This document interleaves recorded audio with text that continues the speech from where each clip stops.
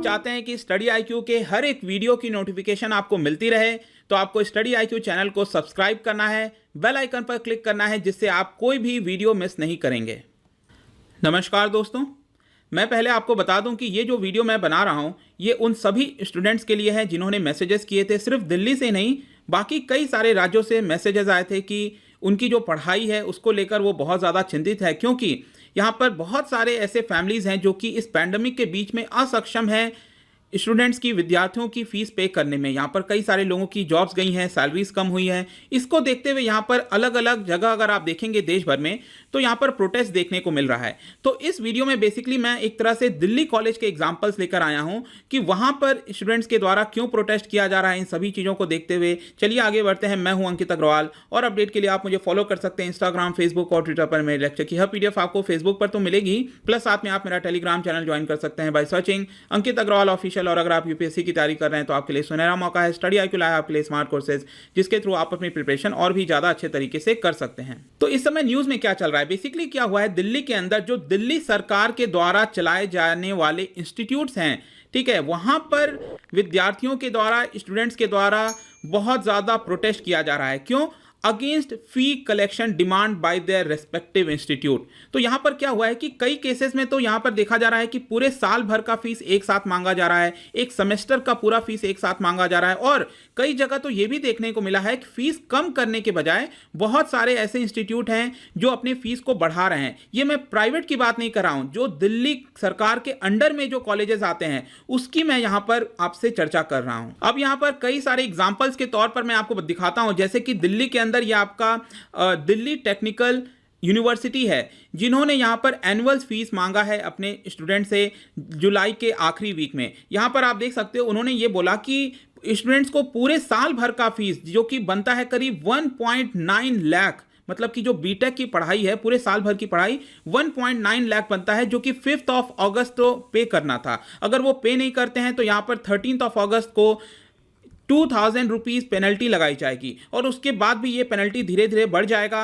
और 27 अगस्त तक अगर आप पे करते हो तो 10,000 रुपीज एक्स्ट्रा पेनल्टी आपको देना पड़ेगा। और कोई भी बच्चा अगर यहाँ पर ये फीस पे नहीं करता है तो उसका जो नाम है वो यूनिवर्सिटी रोल से हटा दिया जाएगा। जस्ट आप सोच के देखिए कि इस समय क्या सिचुएशन है स्टूडेंट्स की। दूसरा यहाँ पर मैं एग्जाम्पल देता हूँ Indraprastha institute of industrial technology के बारे में। वहां पर क्या हुआ है कि फी को ही हाइक कर दिया गया है, बढ़ा दिया गया है। जो बीटेक के स्टूडेंट्स हैं 2019 में उन्होंने 1.75 लाख रुपीस एक सेमेस्टर का एडमिशन का जो फीस है वो जमा किया था और इस साल उनसे 1.89 लाख मांगा जा रहा है स्टूडेंट से। तो अगेन आप देख सकते हो कि फी को हाइक किया गया है। अर्लियर पहले बोला गया था कि जुलाई 31 तक उनको सभी को अपना फीस पे कर देना है, अगर नहीं करेंगे तो 1000 रुपीज पर डे उनसे चार्ज किया जाएगा लेट फी के मामले में। लेकिन यहाँ पर जिस तरह से स्टूडेंट्स की कंप्लेन आई, इसको देखते हुए यहाँ पर जो पूरा फी का पेमेंट है उसको 31 अगस्त तक बढ़ा दिया गया है। तो लेकिन 31 अगस्त की बात नहीं है, यहाँ पर एक तो चीज ये है कि पूरा फीस मांगा जा रहा है और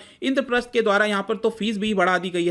Netaji Subhash university of technology है, जो कि अगेन दिल्ली सरकार के अंदर आती है, वहां पर देखेंगे तो यहां पर 31 जुलाई तक पूरे साल भर का फीस मांगा जा रहा है और यहां पर जो फीस है वो भी 1.9 लाख रुपीस है दोस्तों। और लेट फी देने पर 500 रुपीज यहां पर देना पड़ेगा और जुलाई 14 तक ये अगर नहीं दिया गया तो 2000 है, जो कि ऑलरेडी डेट्स जा चुकी हैं, जिसको लेकर स्टूडेंट्स के द्वारा प्रोटेस्ट किया जा रहा है। अभी जो स्टूडेंट्स हैं वो खुश क्यों नहीं है? ऑब्वियस सी बात है कि वो चाहते हैं कि यहां पर कंसेशन मिले, फीस के अंदर गिरावट हो। फैमिलीज जो है वो बहुत ज्यादा इंपैक्ट हुई है, इकोनॉमिक डिस्ट्रेस हुआ है पूरे देश भर में।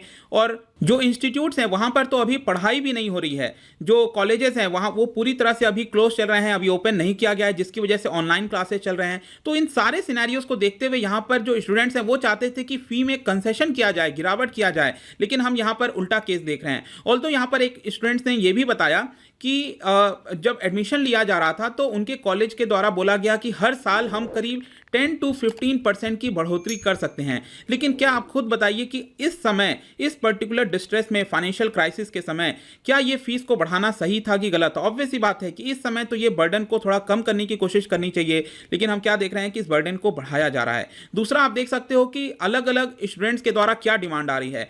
कुछ स्टूडेंट्स का ये कहना है कि कई तरह के फीस होते हैं पूरे ओवरऑल फीस के अंदर, जैसे कि लाइब्रेरी का फीस हो गया, इंफ्रास्ट्रक्चर और लेबोरेटरी का फीस हो गया, जो ट्यूशन फीस हो गए, तो यहाँ पर जो स्टूडेंट्स हैं उनका ये मानना है कि जो ट्यूशन फीस होता है उसको आप कलेक्ट कर लीजिए, लेकिन जो बाकी चार्जेस हैं जैसे कि लैबोरेटरी फी है, इंफ्रास्ट्रक्चर फी है, लाइब्रेरी फी है, इसको आप हटा दीजिए ताकि हमारा जो बर्डन है वो कम हो जाए। और इवन ये भी बोला जा रहा है स्टूडेंट्स के द्वारा कि जो ट्यूशन फी है इसको यहाँ पर इंस्टॉलमेंट में देने की बात कही जाए। ये जो कहा जा रहा है कि पूरा साल भर का एक साथ फीस पे कर दो, ये कहीं ना कहीं अभी फीजिबल नहीं है और जाहिर सी बात है कि इस पर्टिकुलर सिचुएशन में सभी फैमिलीज यहाँ पर अफोर्ड नहीं कर पाएंगे। और यहां पर जो लेट फी का क्लॉज लगाया गया है इसको भी हटाने की डिमांड कही जा रही है स्टूडेंट्स के द्वारा। अब यहां पर दिल्ली सरकार का क्या रिस्पांस आया है, क्योंकि ये जितने भी कॉलेजेस की मैंने आपसे बात की ये दिल्ली सरकार के अंडर आती है। तो यहां पर जो दिल्ली सरकार है उन्होंने एक कदम अच्छा ये लिया था कि जो स्कूल्स हैं उनके मामले में तो उन्होंने यहां पर जल्दी से इंटरवीन किया। जब ये पूरा क्राइसिस चल रहा था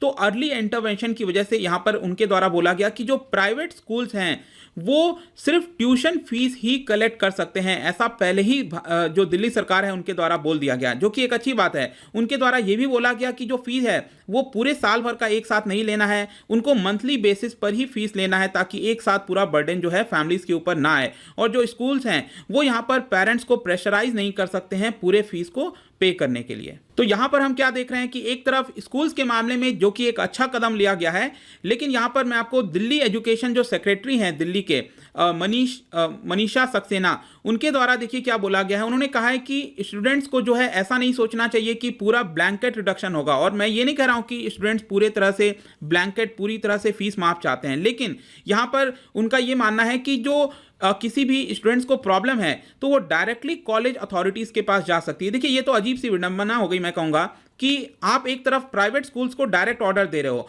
और जो कॉलेजेस आपके डायरेक्टली अंडर आते हैं दिल्ली सरकार के, वहां पर आप कह रहे हो कि आप डायरेक्टली कॉलेज अथॉरिटीज से बात करिए। क्यों नहीं यहां पर जो दिल्ली सरकार है वो डायरेक्टली जो है इस तरह के इंस्टीट्यूट्स को भी ये जो गाइडलाइंस हैं वो भी जारी कर सकती है। ऑल्दो मैं आपको बता दूं कि उनके द्वारा ये भी बोला गया है कि ये जो यूनिवर्सिटीज हैं जो दिल्ली सरकार के अंदर आती हैं वो सेल्फ फाइनेंस्ड है, मतलब कि दिल्ली सरकार उनको कुछ ग्रांट्स नहीं पे करती।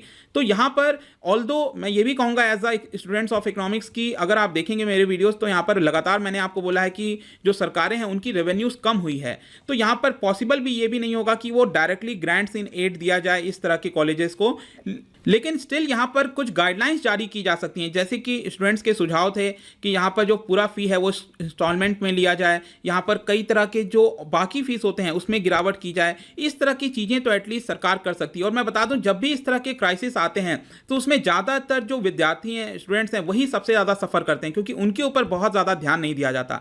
रिसेंटली हमने देखा न्यू एजुकेशन पॉलिसी आई थी, बड़े बड़ी चीजों की बात कही गई, लेकिन स्टिल यहां पर जब ग्राउंड रियलिटी की बात आती है तो बहुत ज्यादा स्टूडेंट्स के ऊपर ध्यान नहीं दिया जाता। मैं ये नहीं कह रहा हूं, अगेन मैं ये कहूंगा कि सभी स्टूडेंट्स के ऊपर लागू किया जाए, लेकिन स्टिल कई सारे ऐसे स्टूडेंट्स हैं जो कि फीस पे करने में असक्षम होंगे, उनकी पढ़ाई में कहीं ना कहीं रुकावट आ सकती है। इसको देखते हुए सरकार को ये सोचना चाहिए। और ध्यान रखिएगा इस वीडियो से सिर्फ मेरा दिल्ली सरकार के ऊपर नहीं है, ये जस्ट मैं एग्जांपल के तौर पर ला रहा हूं। देश भर में जितनी भी सरकारें हैं जो कि अपने अंडर आते हैं उनके कॉलेजेस, वहां पर इस तरह के गाइडलाइंस सभी जगह इशू करनी चाहिए। तो आई होप दोस्तों ये जो वीडियो था आपको यहां पर कुछ समझने में मदद मिली होगी। अगर आप मुझसे इकोनॉमी पढ़ना चाहते हैं, कोई भी कोर्स परचेज करना चाहते हैं, आप स्टडी IQ ऐप पर जा सकते हैं। किसी भी इंक्वायरी के लिए आप मुझसे डायरेक्टली इंस्टाग्राम पर जुड़िए, यहां पर मैं डेली एक MCQ डालता हूं, आप स्टोरीज में जाकर प्ले कर सकते हो। मिलता हूं आपसे next time, till then thank you very much, see you soon.